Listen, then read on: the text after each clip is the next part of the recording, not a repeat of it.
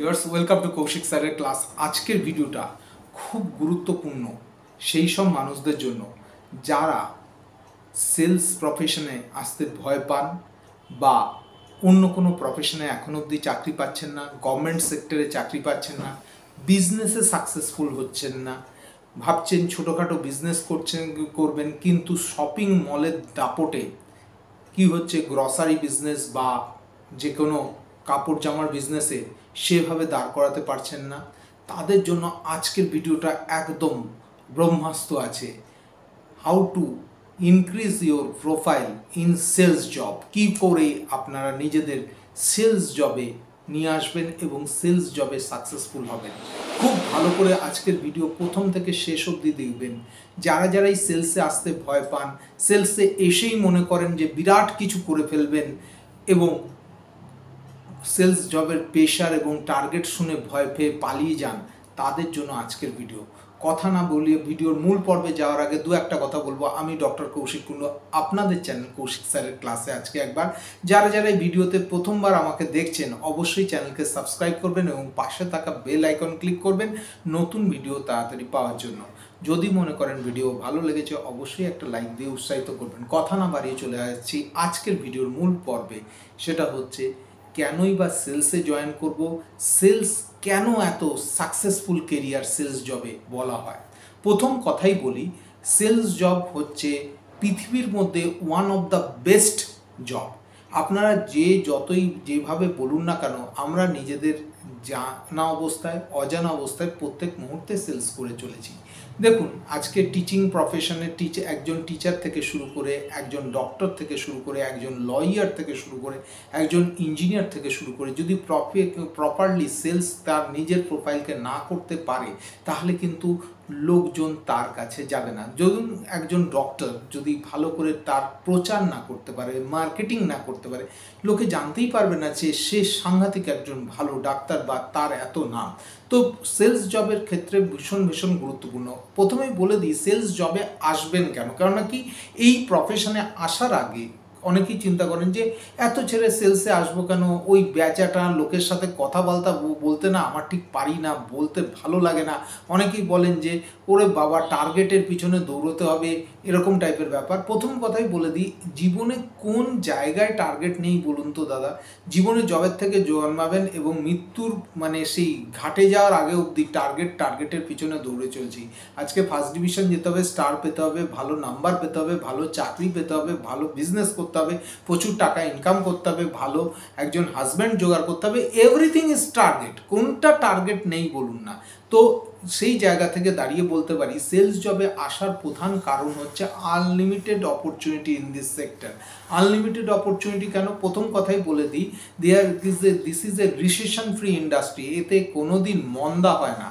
COVID-19 সময় থেকে প্রচুর মানুষের চাকরি গেছে, প্রচুর মানুষ সমস্যায় পড়েছেন, কিন্তু একমাত্র সেলস পিপলদের চাকরি বোধহয় সেভাবে যায়নি। আপনারা খবর নিয়ে দেখতে পারেন, মনে হয় কি একদম যায়নি বললেই চলে।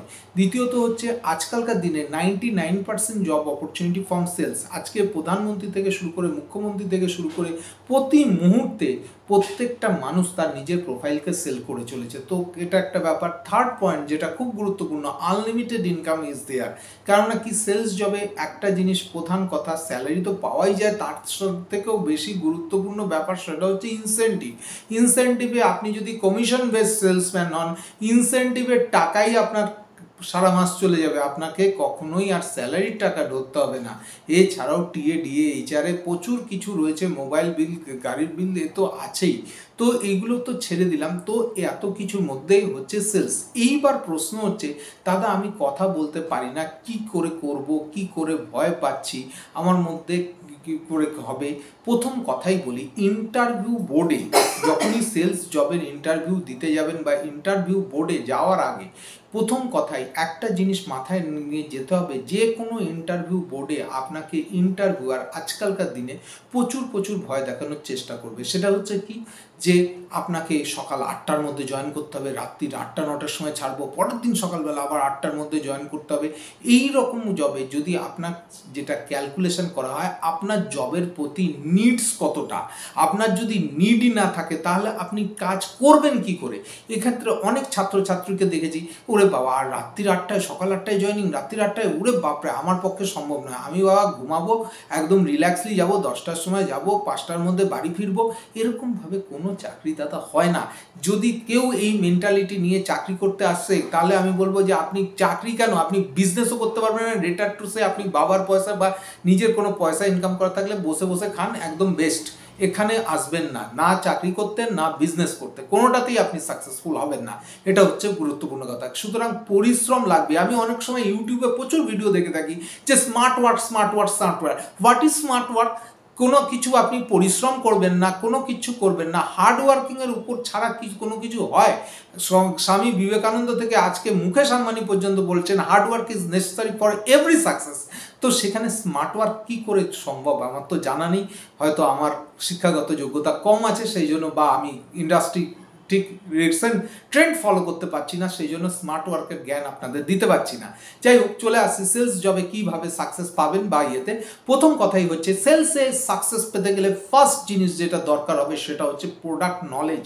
আর দেখুন, প্রথম কথায় সেলসে আমরা 3টে জিনিস বিক্রি করে থাকি। একটা হচ্ছে কি, একটা হচ্ছে প্রোডাক্ট, একটা হচ্ছে সার্ভিস, একটা হচ্ছে কনসেপ্ট। প্রথম কথাই হচ্ছে product is a tangible thing. আপনারা যদি প্রোডাক্টটাকে ধরে মানে কি স্পর্শ করে বোঝা যায় সেটা হচ্ছে প্রোডাক্ট। ইনট্যাঞ্জেবল থিং হচ্ছে সার্ভিস, জাস্ট লাইক ভোদাফোন আছে, ভিআই রয়েছে, তারপরে রয়েছে এয়ারটেল রয়েছে, জিও রয়েছে, এরা হচ্ছে সার্ভিস প্রোভাইডার। এবং কনসেপ্টে আপনারা জানেন ইন্স্যুরেন্স সেক্টর থেকে শুরু করে ফাইন্যান্সিয়াল ইন্ডাস্ট্রি চলে হচ্ছে কনসেপ্টের উপর। তো এই 3টে জিনিস বিক্রি করে থাকি। তো প্রোডাক্ট যখনই আপনি সেল করতে যাবেন তার একটা পারফেক্ট জেনুইন 100% নলেজ আপনার কিন্তু থাকতে হবে। যারা যারা মনে করছেন যে প্রোডাক্টে তাদের সঠিক নলেজ নেই, ভাঙা ভাঙা নলেজ, ভাষা নলেজ মানে সঠিক নেই, তাই সেক্ষেত্রে গীতায় শ্রীকৃষ্ণ বলেই দিয়েছেন যে সংশয়ী আত্মা বিনশ্যতি। কখনো জীবনে যদি সংশয় রাখেন যে আমার এরকম হালকা হালকা নলেজ, সেক্ষেত্রে আপনার পরিণতি কিন্তু অভিমন্যুর মতোই হতে চলেছে। সুতরাং সঠিক 100% প্রোডাক্ট নলেজ কিন্তু দরকার অ্যাজ এ সেলস পার্সন হিসাবে সাকসেসফুল হওয়ার জন্য। সেকেন্ড পয়েন্ট খুব গুরুত্বপূর্ণ, সেটা হচ্ছে কি, সেটা হচ্ছে প্রোডাক্ট কোয়ালিটি এবং কোম্পানি ব্যাকগ্রাউন্ড। প্রথম কথাই মাথায় রাখবেন, প্রোডাক্ট কোয়ালিটি যদি ভালো হয় তবে জেনে রাখবেন মানুষ কিন্তু সেই প্রোডাক্টের প্রতি আজ নয় কাল সেই প্রোডাক্টকে ভালো করবে বা সেই প্রোডাক্টকে নিতে বাধ্য হবে। এটা হচ্ছে গুরুত্বপূর্ণ। কোম্পানি ব্যাকগ্রাউন্ড কেন? মানুষে আজকাল কি করছে, খুব বেশি মাত্রায় ব্র্যান্ডিংটাকে দেখছে। আপনারা প্রত্যেকেই দেখবেন ইয়াং জেনারেশন যেটা রয়েছে, কোনো জিনিস প্রোডাক্ট কিনতে গেলে প্রথমে আগে দেখে নেয় প্রোডাক্টের রিভিউ কি বলছে। তার মানে কি, প্রোডাক্টের যদি ব্র্যান্ডিং না থাকে, প্রোডাক্ট যদি আগের থেকেই কোম্পানির ব্যাকগ্রাউন্ডে লোক ঠকানোর ব্যাপার থাকে, তাহলে সে প্রোডাক্ট কিন্তু কখনোই মানুষ আজকাল কিনবে না। সুতরাং ব্যাকগ্রাউন্ড এবং প্রোডাক্ট কোয়ালিটি যদি সলিড থাকে, মানুষ আপনার প্রোডাক্ট কিনতে বাধ্য। চলে আসি থার্ড পয়েন্ট, সেটা হচ্ছে কি ইনফ্লুয়েন্স ব্যাপারটা খুব গুরুত্বপূর্ণ। আজকালকার দিনে যে জিনিসটা লক্ষ্য করছি খুব মানুষের মধ্যে, সেটা হচ্ছে হেসে কথা বলার প্রচণ্ড অভাব। তার কারণ কি জানেন তো, প্রত্যেকেরই একটা ধারণা, আমাদের ইয়াং জেনারেশনের, বলতে খারাপ লাগছে, হয়তো আমাকে কমেন্ট বক্সে অনেকেই ক্রিটিসাইজ করবেন, সবাই সব জানতা। এটাই তো প্রবলেম, যে কাস্টমারের সামনে আপনার যদি পোলাইটনেস না থাকে, আপনার যদি হেসে কথা বলতে না পারেন, কাস্টমারকে যদি ইনফ্লুয়েন্স না করতে পারেন, আপনার ব্যবহারের মধ্যে সেই চমকটা না থাকে, তবে কিন্তু কাস্টমার আপনার কাছ থেকে প্রোডাক্ট নেবে না। আপনার বসিং শুনতে কিন্তু কোনো কাস্টমার দুটো জিনিস কিনতে আসে, সেটা হচ্ছে কি, সেটা হচ্ছে তার প্রবলেমটা কতটা সলভ হচ্ছে, সেই প্রবলেম সলভিং হচ্ছে কিনা, পিএসপি। এই জিনিসটা গুরুত্বপূর্ণ, প্রবলেম সলভিং ফর্মুলা। এই ফর্মুলা কিন্তু কাস্টমারদের মনের মধ্যে, যে আমি প্রোডাক্টটা কিনবো এতে আমার কতটা লাভ হবে, দিস ইজ দ্য প্রথম কোশ্চেন। এবং সেকেন্ড কোশ্চেন হচ্ছে কি, আমার কতটা প্রবলেম সলভ হবে, এটা হচ্ছে গুরুত্বপূর্ণ। নেক্সট পয়েন্ট, ফোর্থ পয়েন্টে চলে আসছি, সেটা হচ্ছে অফার জিনিসটা খুব গুরুত্বপূর্ণ। আজকালকার দিনে দেখবেন, এই যে পুজোর মার্কেট চলছে সামনে, বিভিন্ন শপিং মলে আপনারা যাচ্ছেন, সেটা ট্রেন্ডস হতে পারে, প্যান্টালুন্স হতে পারে, বাজার কলকাতা হতে পারে, একটা সাথে আরেকটা free, buy one get one free, buy two get one free, এই ধরনের অফার থেকে শুরু করে, শুধু তাই নয়, শুধু আপনি এত টাকার উপর বাজার করলে আপনি এতটা গিফট পাবেন, এত টাকার মধ্যে করলে এটা, এবং তার সাথে যদি টাইম লিমিট দিয়ে দেওয়া যায় যে 2 দিনের মধ্যে করুন, 1 দিনের মধ্যে করুন, তাহলে তো একদম মানে কি বলবো, লটারির মতো একদম বিক্রি হয়ে যাবে। তো এই জায়গাটা কিন্তু গুরুত্বপূর্ণ। Time limit is very necessary. আপনারা প্রত্যেকেই দেখেছেন আমাদের প্রত্যেকটা সেক্টরে, পড়াশোনা থেকে শুরু করে প্রত্যেকটা সেক্টরে, মাধ্যমিক প্রত্যেকেই 10 বছর পড়াশোনার পর পাশ করে, উচ্চ মাধ্যমিক 2 বছরের কোর্স যেরকম রয়েছে সেরকম দেখতে পাচ্ছেন। গ্র্যাজুয়েশনে নর্মাল গ্র্যাজুয়েশন করলে আপনি যদি পাসে করেন সেক্ষেত্রে 3 বছর, যদি অনার্সে করেন 4 বছর, মানে প্রত্যেকটা ক্ষেত্রে টাইম লিমিট রয়েছে। সেরকম কিন্তু টাইম লিমিট আপনাকে ধরে ধরে আপনাদের কিন্তু দিয়ে দেওয়া হবে, সেটা হচ্ছে গুরুত্বপূর্ণ। এটা হচ্ছে ইয়েতে নেক্সট পয়েন্ট যেটা ভীষণ গুরুত্বপূর্ণ, সেটা হচ্ছে প্রোডাক্টের মার্কেটিং কী করে করবেন, মানে প্রমোশন কী করে করবেন। প্রমোশন যদি ভালো করতে পারেন, জেনে রাখেন নিজের প্রমোশন থেকে শুরু করে এভরিথিং আপনি যদি প্রমোট করতে পারেন, তাহলে জেনে রাখবেন কি অদ্ভুত যে বিক্রি হতে পারে। আপনাদের আমি একটা সিম্পল এক্সাম্পল দিচ্ছি। কিছুদিন আগে কিছু মাদক কেলেঙ্কারিতে আমাদের একজন সুপারস্টার শাহরুখ খানের ছেলে অ্যারেস্ট হয়েছিল। দেখুন, শাহরুখ খানের ছেলের নাম যদি আপনি যাকে খুশি তাকে জিজ্ঞাসা করুন, সে কিন্তু তার নাম কিন্তু সঠিকভাবে বলে দিতে পারবে। কিন্তু সেক্ষেত্রে আমির খানের ফ্যামিলি, যদি মেয়ের বিয়ে গেল কদিন আগে, তাও তার নাম যদি জিজ্ঞাসা করেন, দেখবেন খুব কম লোক মাথা চুলকে চুলকে যারা সিনেমার সঙ্গে অতটা বেশি জড়িত নয়, কেউ মোটামুটি বলতে পারবে না। মানে 90% লোকের কাছে কিন্তু সেই নামটা জানা নেই। কারণ কি, আমির খান তার মেয়ের নামকে সেভাবে মার্কেটিং করেননি, তাই এটা হচ্ছে ব্যাপার। তো মার্কেটিং জিনিসটা হচ্ছে বিশেষ গুরুত্বপূর্ণ। চলে আসছে সেলস স্কিল। দেখুন, সেলস স্কিলে 2 ধরনের হয়ে থাকে, একটা হচ্ছে পুশ এবং একটা হচ্ছে পুল টেকনিক। আপনি পুশ আজকালকার দিনে ভীষণভাবে গুরুত্বপূর্ণ, সেটা হচ্ছে কি পুশ টেকনিক।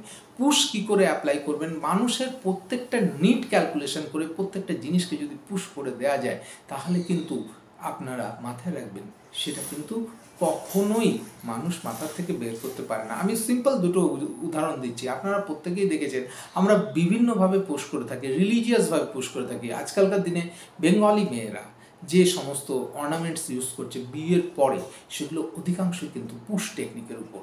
কে কেন পড়ছে, কি কেন না, মা বাবা বলে গেছেন বা ঠাকুমা দাদু বলে গেছেন, তাতে ট্রেন্ডস ফলো করে আসছেন। পুশ ইজ দ্য ভীষণভাবে গুরুত্বপূর্ণ, এবং পুশ টেকনিক যদি একবার ঢুকিয়ে দেওয়া যায়, এই পুশ কিন্তু আর বেরোনো যায় না।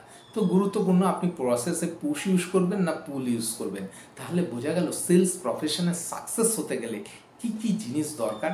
আশা করা যায় এই ভিডিও আপনাদের সেলসের প্রতি, জবের প্রতি, যারা যারা সেলসে আসতে চাইছে, ভয় পাচ্ছেন বা সেলসে জব করে হতাশ হয়ে পড়ছেন, তাদের জন্য একটা ভীষণ ভীষণ গুরুত্বপূর্ণ ভিডিও হয়ে দাঁড়াবে। দেখা হচ্ছে পরবর্তী আর একটা ইম্পর্টেন্ট ভিডিওতে। খুব ভালো করে ভিডিওটাকে দেখুন, শরীরের খেয়াল রাখুন। নমস্কার।